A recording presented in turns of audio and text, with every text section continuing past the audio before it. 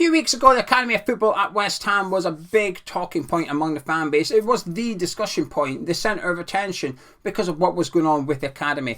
Hassan Ashby, who'd been refusing to sign a new contract with West Ham, was sold to Newcastle United. Greenidge went to Colchester. Ekwa was sold to Sunderland. Conor Coventry had his contract extended by 12 months before being loaned out immediately to Rotherham. A squad player at best in the first half of the season under David Moyes' lack of game time at West Ham. Go to Rotherham, get that game time and get that experience. Something we tried with Armstrong Alcoflex, with Thierry Neves, with Dan Chesters earlier in the season. We loaned them out, but we had to recall all three of them in January for lack of game time at the clubs they were at loan to. So this became a talking point in the January transfer window. Now we're guilty of it. Myself, Gonzo Hammers Chat in general, we're guilty of it. We were making content around it. We were discussing it as well. I think a large part of that was down to lack of incomings, or lack of rumours even. So when you're thinking, what's the talking point today? Well, it was Ekwa going, it was Hassan Ashby going, so it became the centre of attention. But the big question, it wasn't necessarily why we sold him. The big question was, what is going on with Academy? What is the plan? Why have we sold Ekwa? We go back to the summer as well. Why have we sold Elise to Sunderland? Why didn't Sonny Perkins sign a new contract to West Ham? So the Academy of Football has come under scrutiny for the last 6 months. And Mark Noble was on Ben Foster's podcast last week. It came out this week, but it was on last week. So after the Newcastle game, before the Chelsea game, Mark Noble sat down with Ben Foster. I put a link to the podcast in the description below. Go have a listen. It's a really good podcast, by the way. It's an hour long. It's quite general regarding Mark Noble's career, players he's came up against, etc. All the content you'd expect to be in a general podcast, Mark Noble is in there. But within that podcast, he speaks about his new role as sporting director at West Ham. And Mark has essentially offered the floor to discuss that role to some extent. It is largely based on the Academy. He basically said, in regards to signing players for the first team, said, oh yeah, I had a meeting about that last week. We were looking at players who we could buy kind of thing. And I sit down with the first team players and have breakfast and lunch and discuss the games, etc, etc. So he mentioned that. But for the first time really in quite a long time, we got a small insight into what the potential plan is with the Academy at West Ham. And Mark Noble's reasoning for allowing these players, which would be Greenidge and Ekwa, to leave in the January transfer window was essentially to create a route for those currently in the under-18 squad. As we know, the under-18s are flying this season, top of the league. They're in the quarter-final of the FA Youth Cup against Ipswich as well, the first time they've got that far in the competition since 2005, funnily enough, when Mark Noble was playing in that competition for West Ham. So they've got to the quarter-final. I was actually at their last game, the under-18s last game, when they beat Stoke 4-1. Mubama scored a couple of goals. And Mark Noble was there. Now, this hasn't really been put out anywhere on social media, and I quite like that about it. But Mark Noble I physically saw Mark Noble myself at the game watching the under-18s, and it was the night before we played Newcastle. I can only then assume he drove up that night to go up to Newcastle and take in the first team game as well. But the under-18s were fantastic. I've watched as much footage as I can that the club's put out this season. And like I said, they are having a wonderful season.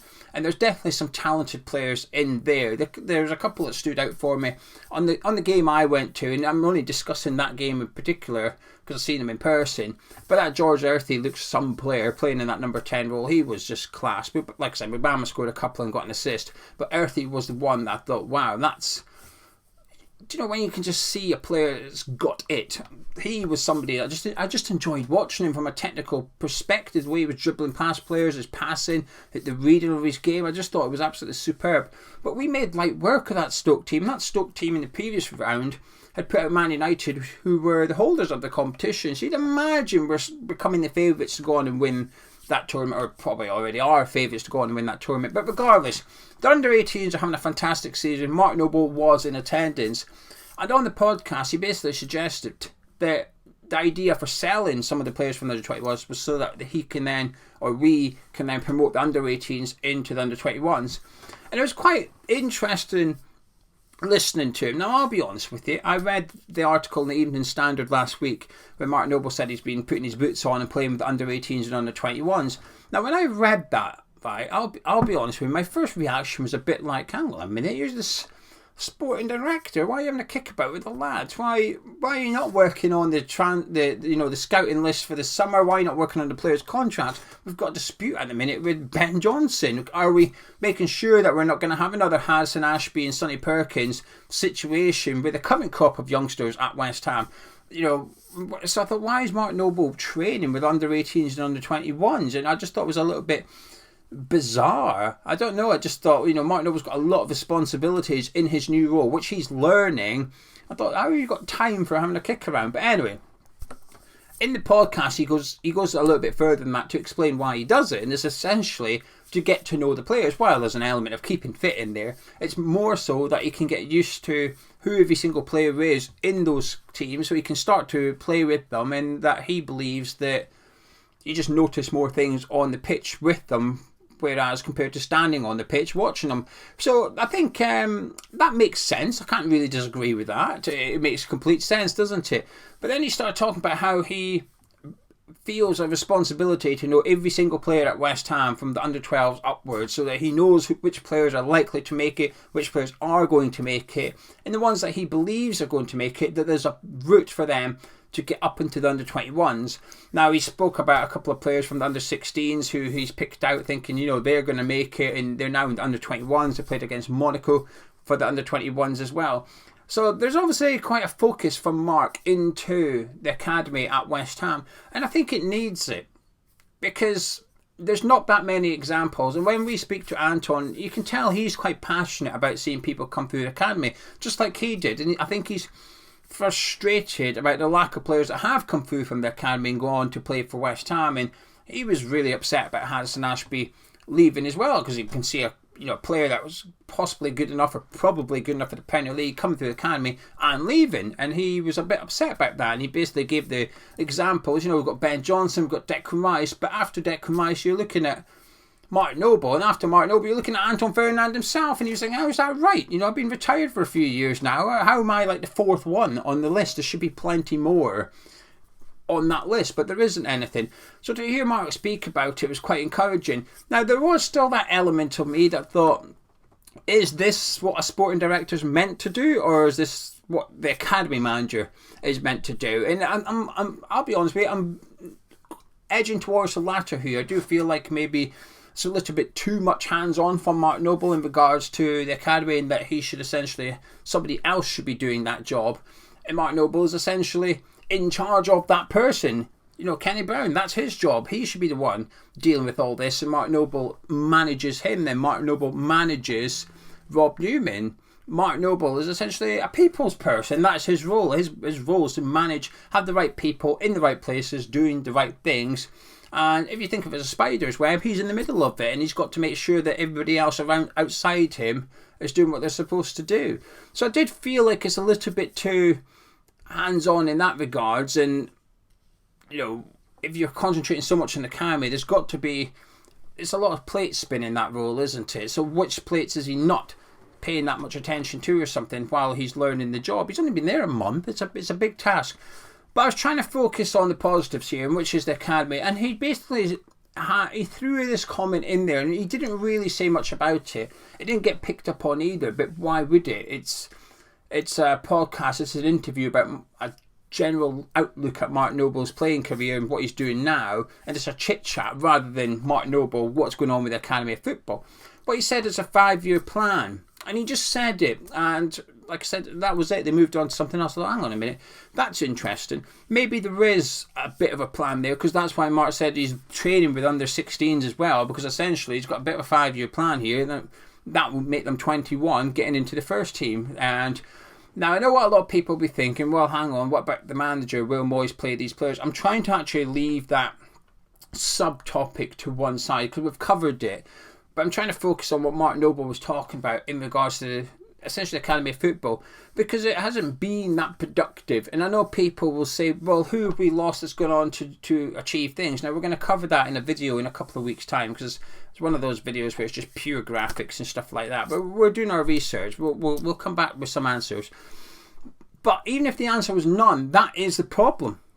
That's the problem. If there has been nobody that's left West Ham to go on and achieve things, then we've got an issue somewhere. Do you know what I mean? Regardless of what's happening. There's an issue somewhere at West Ham. Either the people we're recruiting aren't good enough, or the people that we employed to spot the talent aren't good enough, or the players that are good enough don't want to be at West Ham. There's an issue somewhere because there's not that many players making it into the first team. And it is difficult. It is incredibly difficult to get into the first team of a Premier League club. But then when you look at, Chelsea, they've got abundance of talent coming through. You look at the starting 11 on the weekend, there's 3 or 4 players in that squad that came through the academy. Man United have got that incredibly stupid record. I don't know what it is. They've had a player from the academy in their matchday squad for years, like decades, isn't it? Decades. But then you look at, Rashford's going to be around for a little while, but then you see the likes of Garnacho coming through, and you think, well, that's them sorted for the next few years again, isn't it? They don't have to worry too much about keeping up that record. And we need something, we need our own little conveyor belt coming through now. And it was nice to hear them speak about how, we're giving those players the opportunity at Equa. They said to go do your career, but we're putting in clauses in the deal to protect ourselves. So if we do get it wrong, it's fine, we're protected, don't worry too much about it. But the one thing that I wasn't too keen on, and it was in that Evening Standard article that I read, and it wasn't on the podcast, and it was in regards to Declan Rice. Now, it's nothing we haven't heard before from Mark Noble, which is Declan Rice wants to win trophies, he wants to play Champions League football, so his future isn't going to be at West Ham. It's nothing new. It's him being honest. But he then said something like, basically, and this isn't a direct quote, this is a summary of what Mark Noble said. He basically said, well, we're going to have to sell him because we're West Ham. We're not at that level, so we're just going to have anyone that wants to play Champions League football, we're going to have to sell. And I was a bit disappointed to hear that, because I'm aware he's just being honest, by the way. I'm aware that is the reality of the situation. But there is an element of me that read it thinking, hang on a minute, then what we moved for? And then before someone says, Upton Park isn't coming back, get over it. I'm aware of that. But the reasons for moving was to essentially bridge that gap between ourselves and the upper echelons of the Premier League football. It was a closed shop at that time, and it was to trying to get into there and stop this happening. But here we are, 7 years later now, basically saying, no, but we're only little West Ham, so when the big boys come calling, we're going to sell them our best players. And I just found it a little bit disheartening, really, because like I said, I'm aware that is the reality of the situation, but it's different when it comes from Mark Noble, because he is our sporting director now. He's the man at the top of the table that we look to for when it comes to the transfer dealings. Before, in the summer that was just gone, you had Rob Newman, head of recruitment, you have David Moyes, manager, and you had David Sullivan, the majority shareholder and the co-chairman. It was a little bit of a mismatch when it came to the transfer strategy. You thought, well, who is in charge here? Well, now we have someone, or we have someone that's meant to be in charge, which is Mark Noble. So when this summer comes around, it's very much, I'm personally very much going to be looking at Mark Noble saying, well, you're now responsible for this. It's your job to make sure that we have a transfer strategy for the summer, that recruitment goes well. He may not be responsible for the actual negotiations. He's not responsible for the actual identifying of these players. That is other people's job. That's Rob Newman's job. His job is to go and find what the manager wants. But it's Mark Noble's job to manage Rob Newman, to make sure that come the summer that we've got the short list of the players that we want. We know who we want, and we're not getting to the transfer deadline day panicking and trying to get somebody in on loan at last minute because we're a little bit short. The January one, I'll let him off with the January one. He's just new to the role, but this summer's one, it's just time to start cutting your cloth here a little bit. But it was just the message, we're West Ham, and I just thought, well, hang on a minute, this was the whole point of the move, wasn't it? To stop us being we're West Ham. It was to just turn us into West Ham. Does that make sense? And it was just a little bit defeatist. And like I said, the only thing he's guilty of there is just being honest. That's all he's done. He's just being honest. I just thought the messaging was a little bit disheartening, actually, because it was quite, what I don't know. Anyway, I'm going to leave it there. But yes, the Academy thing, do you know something? I quite liked what he said about the Academy. The only thing I was a little bit cautious on was maybe it's a little bit too much hands-on for Mark Noble. But I get what he's saying, and I quite like it, because we do need, I'd say, a revamp. I don't know if I'd make it as drastic as that, because we have had some success, right? Sonny Perkins looks like he could go on and become a Premier League player. Dean Ghana might become a Premier League player again, but he's certainly a good Championship winger. We've got Ben Johnson, we've obviously got Declan Rice, who's a world-class player. There's not that many academies in England that's churned out a world-class player in the last 5 years, but West Ham are one of those academies. We've got Harrison Ashby, who look like he's going to go on and become a Premier League player. I've got a feeling Elise will be a Premier League player. He's smashing it at Sunderland. Whatever game I watched the other night, the FA Cup game against Fulham, another good game, got an assist as well. Another really good game from Elise. He looks like somebody that will play in the Premier League at some point. So in terms of identifying the talent and churning out that talent, it's there to some extent. Could it be better? Of course it could be. But it's now getting them into the first team. And like I said, I know people watch this and say, yeah, but you're forgetting one thing here. They don't get into the first team. I appreciate that. But like I said, Mark Noble's looking at this from a 5-year perspective. Premier League managers these days probably struggle to plan for 2 years, never mind 5 years, because they're not going to be there. And I often question this. What is the motivation for some managers in the Premier League now to bring these youngsters through? Because often there's a little bit of teething problems, a little bit of bedding in with these new players, and if your results ain't matching up, you're going to get the sack, and the next guy's going to come in and he's massively going to benefit from that. I mean, I would suggest that Ben Johnson is arguably a good example of this. Not that he was an issue, but Pellegrini brought him into the first team, gave him his debut. He was still a kid. He was still like a part of the academy, I think, in my eyes anyway, when Pellegrini left. David Moyes came in and has developed him and turned him into a first-team squad player.